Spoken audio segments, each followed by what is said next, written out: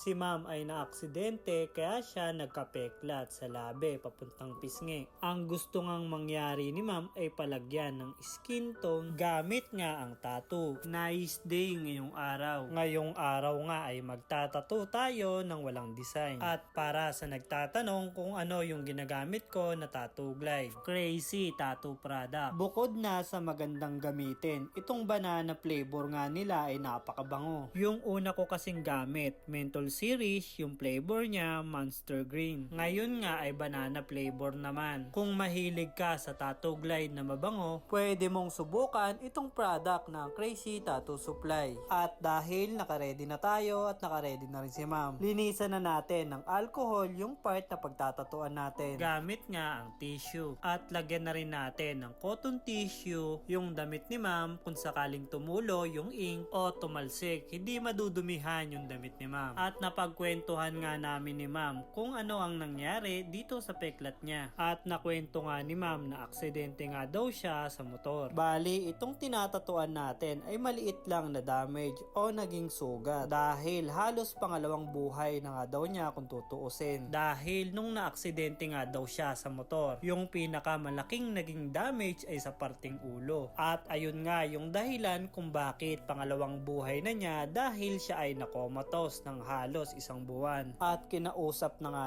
daw yung mga magulang niya kung i-give up na daw siya. At ang sabi nga ng mga magulang niya, hanggat meron pa daw 1% at pag-asa na pwedeng mabuhay yung anak nila, hindi nga daw sila susuko. Grabe nga, dun mo makikita yung pagmamahal ng magulang sa anak nila. Talagang hindi siya sinukuan ng mga mahal niya sa buhay. At sa awa nga ng Diyos, binigyan siya ng pangalawang buhay. Biro nga ni ma'am na baka kaya siya binuhay dahil may mission pa siya dito sa mundo natin na para ipaalam sa lahat na mag-ingat. Lalo na nga rin yung mga nagmomotor. Si ma'am nga ay hindi na pinagmomotor ng kanyang mga magulang. Bali, yung nangyari kay ma'am ay aksidente dahil sa kapabayaan ng iba. Nasabi nga ng iba na kahit anong ingat mo, kapag yung aksidente o trahedya yung lumapit sa'yo, pwedeng mangyari yung mga gantong senaryo. Kaya panawagan na rin sa mga taong madalas na nasa kalsada. Mag-ingat ang lahat, hindi lang para sa sarili nyo. Dahil kapag naging pasaway ka sa kalsada, baka makadamay ka pa ng iba. At baka yung taong madamay mo ay mas malala pa yung mangyari. Ang swerte na nga lang ni ma'am dahil binigyan pa siya ng pangalawang buhay. Dahil kung mas naging malala pa yung nangyari, kawawa yung pamilya ng maaaksidente mo at yung pamilya mo din. Kung sakaling hindi rin maganda yung nangyari sa'yo.